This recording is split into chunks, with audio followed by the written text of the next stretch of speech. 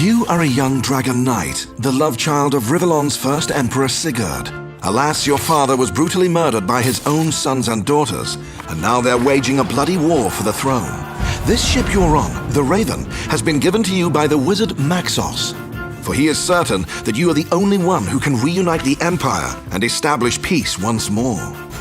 We are now on the bridge of the Raven, where you will plan your conquest. Before diving into that, though, there is much more to be done on board.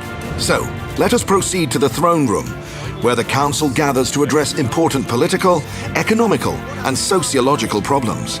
You are an emperor, after all, not a mere warlord out for gold and glory alone. I was dangling millions in front of you. Each decision you take influences your empire in a variety of ways, be they of a political, military, or other sort of nature.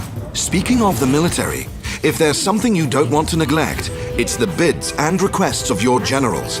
Their influence on the battlefield is not to be taken lightly. Have a sherry to calm those nerves. In the Queen's quarters, decorated according to her tastes, you can have a chat with your wife. What this chat will be about depends on which princess you choose to marry. As Queen of the Realm, she has to contend with all sorts of dilemmas, and it goes without saying that political sensitivities, too, tend to lurk around the corner.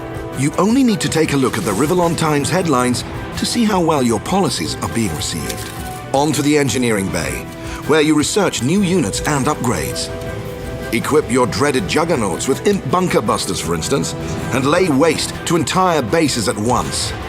Or perhaps you appreciate a bit more subtlety, in which you could opt for your Zeppelin's cloak ability, which will let your army slip behind enemy lines unseen. Don't forget about your dragon powers either. You may be a mighty creature from the start, but being able to cast destructive spells like Pillar of Flame, or turning the tide by charming key enemy units, is not to be spurned. After all this is said and done, let us return to the bridge and cast a conqueror's glance on the strategy map. The strategy map is your key to victory if you make your moves wisely. Other than building armies and moving them about the map, there is a great variety of things you can do that influence the Empire as a whole. For instance, you can erect buildings that increase your gold and research abilities, or recruit mercenaries to even the odds. Several strategic tricks you can play come in the guise of cards. These allow you to do fun stuff, like sabotaging your enemy or giving yourself unfair advantages. Inevitably, combat will be in the offing, though you can choose to let your generals or the Imperial Army do the dirty work for you. Nothing beats spreading your wings yourself and leading your troops into battle. On the battlefield, it is imperative to build resource citadels to secure a steady influx of fresh recruits, which you'll need to create an army. Units are produced in structures like battle forges and aero factories. All that's left now is to obliterate the enemy, unleash the destructive prowess of the Devastator, direct your bomber balloons towards the advancing foes, watch on as your ironclads torpedo enemy ships and pluck airborne adversaries from the sky. Or watch on no longer and take to the skies yourself.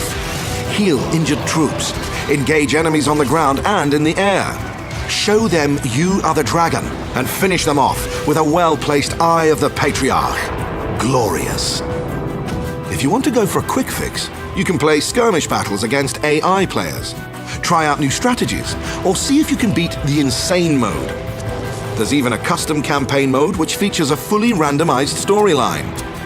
Once you are familiar with the game rules, why not try your hand at LAN or online multiplayer battles? You can of course play skirmish matches, but the multiplayer takes on a whole other dimension when you play a campaign with or against others. You can even change the game rules to your liking. When you've got the hang of it, try playing on our ranked servers, and your battles will count towards your score on the global leaderboards.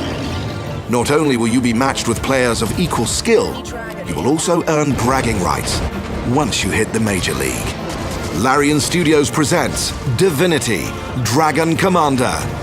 Command massive armies. Become the dragon. Master the art of war. Forge an empire. All hail the dragon. Hail! Hail! Yes, well, hail.